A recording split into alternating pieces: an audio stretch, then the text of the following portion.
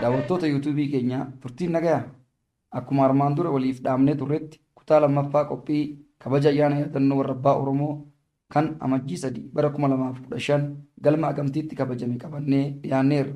Hanga xumuraatti qalbiidhaan akka hordoftan isin affeerra.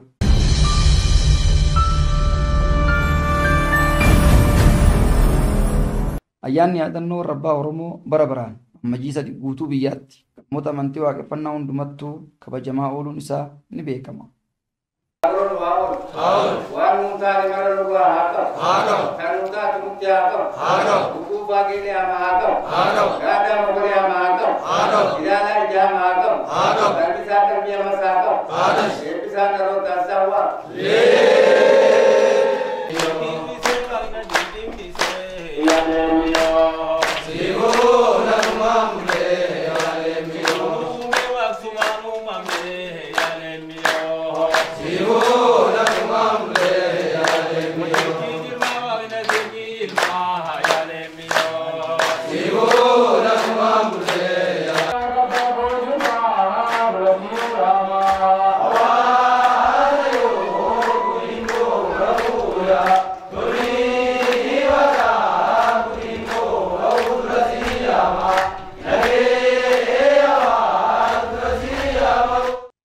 Ayyaana warra abbaa Oromoo kabajuun maaliif barbaachisa?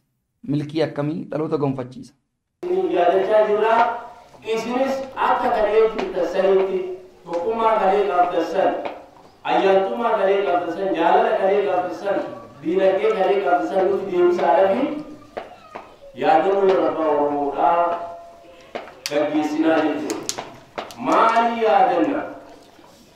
Ayyaana warra abbaa Oromoodhaa waggaa yaadanna maali yaadanna? Hojjenne nyaata galee isaan osoo har'aa karaa kanatti hin kubin gargar facaanii akka bineenseetti wal ilaalisan nyaatan gaafa afaan tokko dubbatan aadaa tokko qabasan wallaggaa fi asbaabbiin harargee bahaattis yoo dubbii dubbatan dubbiin isaanii takka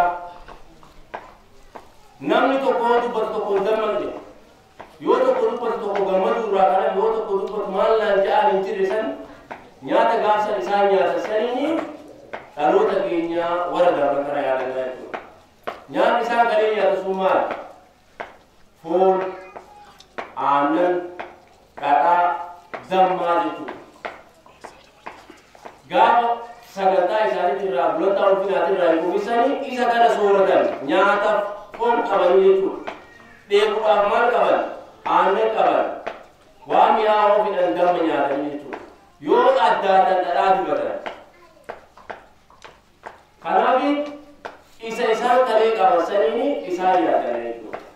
Isaan yaadannee maal argamaa jiru waan maran fayyadasan argannaa jechuudha. Yoo isaan yaadanne garaagarummaan dhaloota gidduu jiru afaan wal walaaluun yookaan afaan faajjawoo dhaloota gidduu jiru walchakkiin hammi lafa guute malaamaltummaa namni rakkatee ta'u maaliin balleessina jeetoo addunyaa kanarratti ittiin cinqamu waldhabbii namni jireenya keessatti akkamitti oollee galla jedhee toobiyyee lafti bal'ootti osoo jirtu lafa isaan baachuu dandeechuu irratti namni wal nyaatu kana gara warra keenyatti hoggaa deebine namni jaalalaan akka waliin jiraatu lafti tun nama kamuufuu akka geetu wajibachi akka jiraanne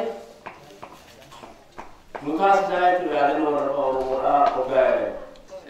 Maalummaan yookaan eenyummaan keenya nuti damee warra keenya kaleessa irraa hortamneessa waan taaneef jireenyi keenyas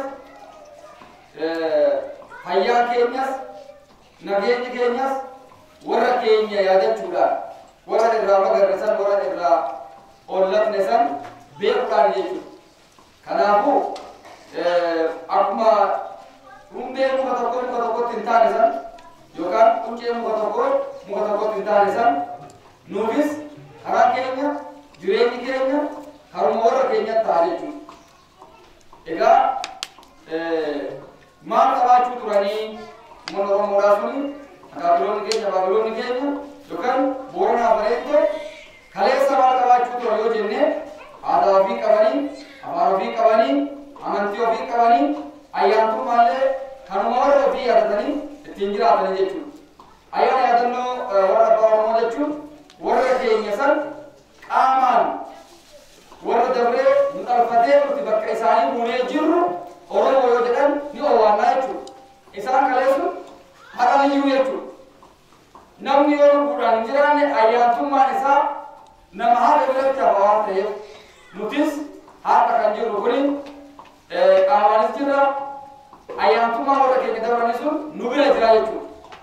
Ayat ni akan orang bermukim, milki kalau terkena duradu mati kalawante, kalau terkena amasur ada erba, dem samante, kalau tawar terkena ragam mate, asik aci, dire kenya kamu, kenya kalau terkena budi tille, milki kalau terkena kata hawina, ira demuran, ayat milki, unda kenya pun. Ayana gammachu nufaton sinijiraayu ambi hawaasa jireenya oolaa bulii waliin qabudha. Waliin jireenya isaa kana keessattis heera qajeelfamaa fi duudhaa aadeffatee nagayaan waliin isa jiraachisu keessaa tokko soddoma uumaa hambaati. Oromoon uumaa bula yommuu jedhamu dhaga'uunis baratamaadha. Soddomni uumaa hambaa kudhan obsuu, kudhan dhoysuu, kudhan gorsu baali. Kanaga kudhanii kanaatu walirratti hidhamee soddoma uumaa hambaasan ta'aa soddoma uumaa hambaasan maaliif jiruuf jireenya isaa keessatti wanni nama hin muudanne hin jirtu waan ta'eef akkamitti akka waliin jiraachuu danda'an lafa kanarratti akkamitti akka waliin jiraachuu danda'an yoo hamtuun dhuftees yoo toltuun jiraattees akkamitti akka waliin jiraachuu danda'u uummanni Oromoo lafa nagaa heerratee lafa kaayyateetiin kana lafa qabaa jechuudha.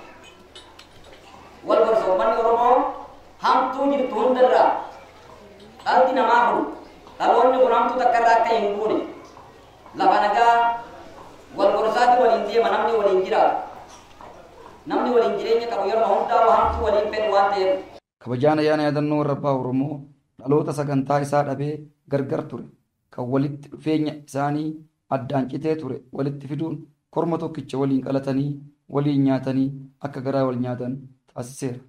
Hojii gaggeessitoonni giddugaloota hordoftoota amantii waaqeffannaa kan wiirtuulee fi hirmaattonni ayyaanichaas gammachuu guyyaa kanaa fi miira itti dhaga'ame yaada isaanii waltajjii kabaja ayyaanichaa irratti dabarfataniiru. Agamtiin barbaadamtee argamtee Arba bakka sanitti deebitee warra bakka sanitti itti deebitellee naagala koom jecha hundumaanuu akka walii galaatti akkuma dhalootaatti galatooma warra fuula dura nagaa walitti deebi'umaa taasisu milkii dhangalaadha karaa fagoo kan tahaa asii ta'a warra milkii mana isaatti gale. Galtan jauh waktu galtan ini orang. Anu bisa jalan dia, bisa orang orang lagi, bisa jalan jalan ni. Kalau dia sosok orang itu jadi dah, jadi betul lah mana jalan ni. Ayah ni lagi baca juga. Laga ayah ni orang apa itu, orang itu mungkin deh. Ada orang yang rasa di minta nak kata ada minta saya itu rahapne, amalnya muar rahapne, uji kita itu, warna ada itu, akan mati kami uji sebagai apa yang bisa dulu kalau kita ada ni, orangnya orang Indonesia, uji asiti warganya terlalu berbanyak ada, jalan termati, berbuat asiti berbuat, jalan kisah apa sih itu.